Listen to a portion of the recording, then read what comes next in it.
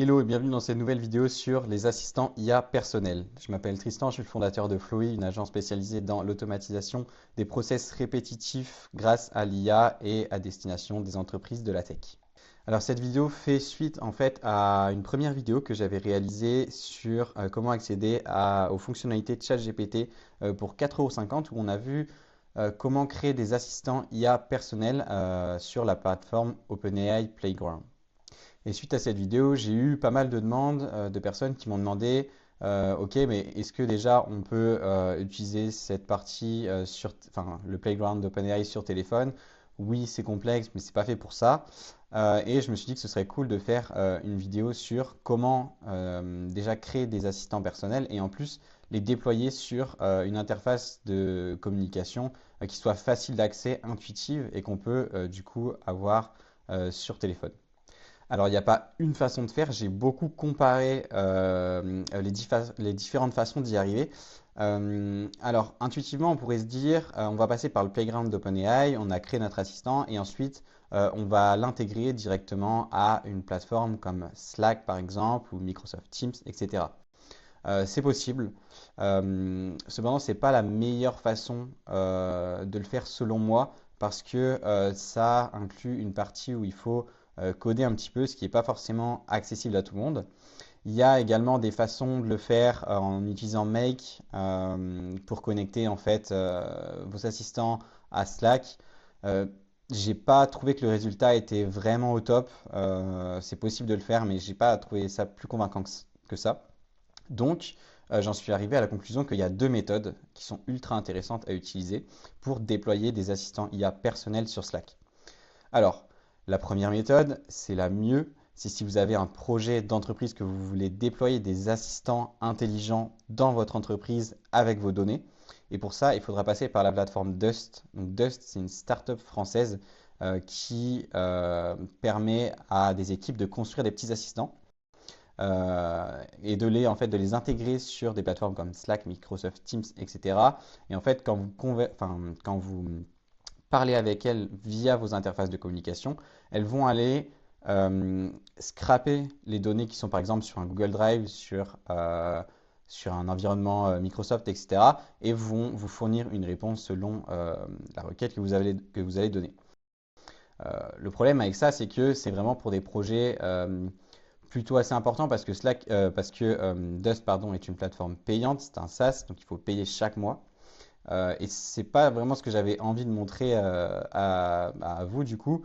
Pour moi, les options gratuites sont un petit peu plus intéressantes à notre niveau. Par contre, si vous avez un projet d'entreprise et que vous voulez que je vous aide à déployer ce genre d'assistant dans votre écosystème d'entreprise, je maîtrise la plateforme Dust, donc n'hésitez pas à me joindre et puis on verra ce qu'on peut faire. Alors, nous, on va se concentrer du coup sur la deuxième option. Et la deuxième option, selon moi, la meilleure que j'ai trouvée gratuitement, sans coder, c'est de passer par BotPress. Alors j'ai fait plusieurs vidéos sur BotPress déjà, il y a une série parcours de formation que je vous invite à aller voir. Et donc là, on va repasser par BotPress parce qu'il y a une connexion native qui est possible entre BotPress et Slack. Donc vous l'aurez compris, l'objet de cette vidéo, c'est comment intégrer des assistants IA personnels sur Slack. Et on va voir ça tout de suite. Alors la première chose à faire, c'est évidemment de se créer un compte BotPress et de se créer un assistant. J'ai un parcours de formation dédié qui explique comment créer des assistants dans BotPress. Je ne vais pas le remontrer. Donc ici, on a l'assistant que j'ai créé, un assistant tout simple qui va aller demander en fait des informations à des bases de données.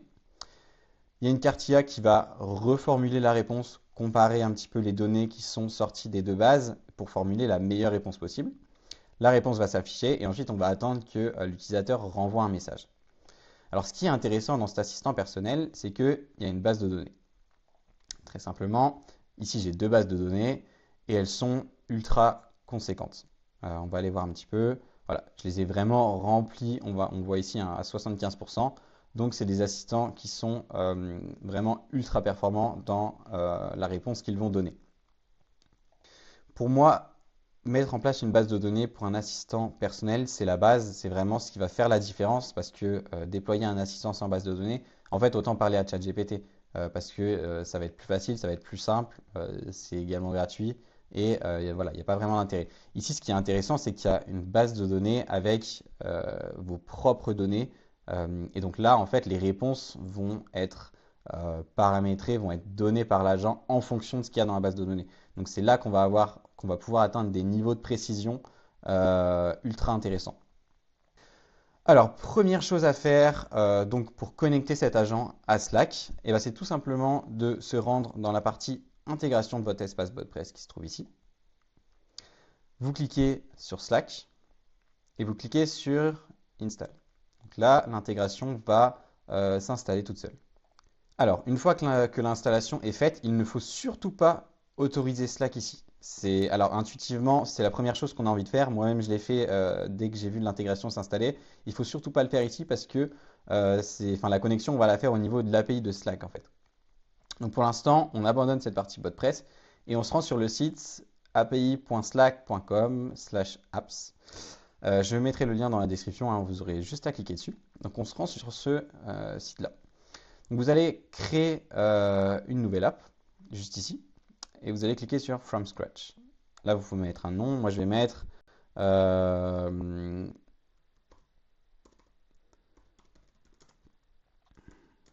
Propulse AI Assistant.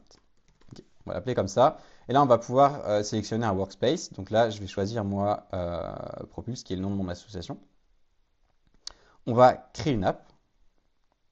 Alors évidemment, je ne l'ai pas dit au début de la vidéo, mais il faut auparavant vous créer un compte Slack, parce que sinon vous n'allez pas pouvoir tout simplement interagir avec votre agent sur Slack. Alors la première étape, c'est donc de descendre un petit peu et d'aller chercher la section qui s'appelle Authentication and Permissions. Donc on clique dessus. Et là, on va descendre un petit peu et on va arriver sur la section Scopes ici. Et on va cliquer sur Add an Authorization Scope. Voilà. Et là, en fait, on va devoir faire une petite recherche. Et on va chercher chat. Alors, juste, tac. Ok, chat. Donc, chat write, on va ajouter ça et on va en ajouter une deuxième. Ça va être chat customize. Et en fait, ça, c'est juste les autorisations qui vont permettre à notre agent d'écrire et d'interagir avec nous dans Slack. Alors, une fois qu'on a mis en place ces deux autorisations, on va cliquer ici sur Install to votre espace. Alors, une fois que c'est fait, vous allez arriver sur ce petit menu et vous allez cliquer sur Permettre. OK. Alors, une fois que c'est fait, vous allez aller dans cette section, donc toujours dans Authentication and Permissions, et vous allez cliquer sur le Bot User Auth Token ici. Vous allez le copier, et puis vous allez le coller ici. Bot Token, hop, vous collez votre numéro. Alors, une fois que c'est fait, on va remonter un petit peu, on va se rendre dans Basic Informations. Et vous allez cliquer ici sur Show Signing Secret. Et ensuite, vous allez le copier. Une fois que c'est fait, vous allez le coller ici dans Signing Secret. Et une fois que c'est fait, vous allez cliquer sur Save Configuration. Alors, je ne l'ai pas dit parce que ça me paraissait évident au début de la vidéo, mais il faut que votre bot soit publié d'abord. Il faut que vous ayez créé un agent et que vous l'ayez publié sur WordPress avant de faire l'intégration à Slack. Alors ensuite, donc retour sur Slack API et on va cliquer sur Event Subscriptions ici. Il y a un petit chargement et puis là, on va cliquer sur On. Et ici, on va mettre en fait l'URL qui est ici dans notre intégration Slack. Donc on va la copier, il suffit de cliquer dessus. Et ensuite, on va la paste. Hop. Voilà, donc là c'est bon. Et ensuite, on va cliquer sur cette partie Subscribe to Bot Events et on va ajouter des events. Tac. Et ici, on va ajouter deux choses qui vont s'appeler message.im et message.channels qui est un petit peu plus bas. Alors, on peut rajouter app mention read là. En fait, si on ajoute ça, il va falloir mentionner le bot dans Slack pour qu'il vous réponde. Ça peut être intéressant de le faire. Ça peut éviter certaines erreurs. Ou alors, on peut choisir d'appeler l'assistant ou non dans une conversation. Moi, je ne vais pas le mettre ici, mais en tout cas, si vous le souhaitez, c'est une bonne option. Alors, l'étape d'après, c'est de cliquer ici sur Save Changes. Voilà, il y a une bannière jaune qui va apparaître et on va cliquer sur Reinstall Your App ici. Et on va cliquer sur Permettre. Donc le bouton devient vert au bout d'un moment, voilà. Et on clique sur Permettre. On se rend ensuite dans la section Interactivity and Shortcuts, juste ici. Donc pareil que pour la section d'avant, on va cliquer sur Allow ici. Et une nouvelle fois, on va venir copier-coller cette URL-là. Voilà. Évidemment, ensuite, on clique sur Save Changes, ici. Success, super. Ensuite, il nous reste plus grand chose à faire. Il faut se rendre dans App Home, ici. Alors, une fois qu'on arrive dans App Home, si ça veut bien, voilà. On va descendre un petit peu. Alors là, vous pouvez activer. En fait, ça mettra une petite pastille verte pour vous dire que votre agent est connecté. Bon, voilà, c'est du gadget, c'est pas forcément capital. Et ici, on va cliquer sur Allow users to send /commands and message from the message tab. Alors ensuite, donc vous vous rendez sur votre espace Slack, le vrai cette fois-ci, votre application Slack, et vous allez voir ici que votre assistant apparaît. Alors s'il n'apparaît pas, c'est pas grave, il faut juste cliquer sur Ajouter des applications, faire la recherche du nom de l'assistant que vous venez de créer. Donc voilà, moi il est juste ici. Et ensuite, vous allez y avoir accès donc en cliquant juste ici. Message. Et puis normalement, ici vous allez pouvoir interagir avec votre bot. Ici par exemple, on peut faire un test. On va écrire voilà. On va poser une question et normalement notre chatbot devrait nous répondre depuis BotPress.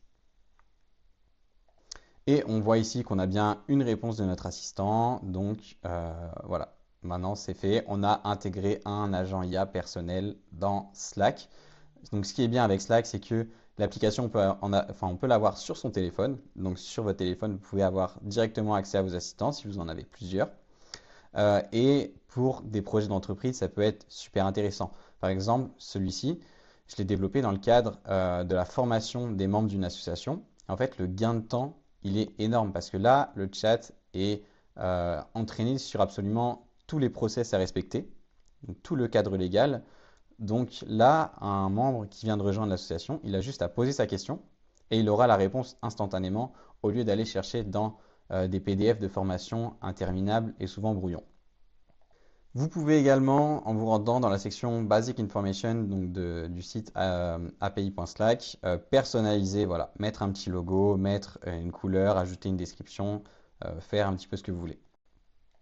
C'est déjà la fin de cette vidéo. Donc là, on a appris à intégrer des agents IA personnels entraînés sur des bases de données spécifiques dans Slack. Vous pouvez maintenant avoir accès à ces assistants, que ce soit au travail, sur votre ordinateur, rapidement, simplement, sans aller dans OpenAI Playground. Et vous pouvez aussi, donc, bien évidemment, avoir accès sur votre téléphone. J'espère que cette vidéo vous aura plu. Si vous voulez que je fasse de nouvelles intégrations, d'autres choses comme ça, n'hésitez pas à me le dire dans les commentaires. Pensez à vous abonner et à liker les vidéos pour les stats comme d'habitude. Et puis, à la prochaine vidéo du coup. Allez, bye!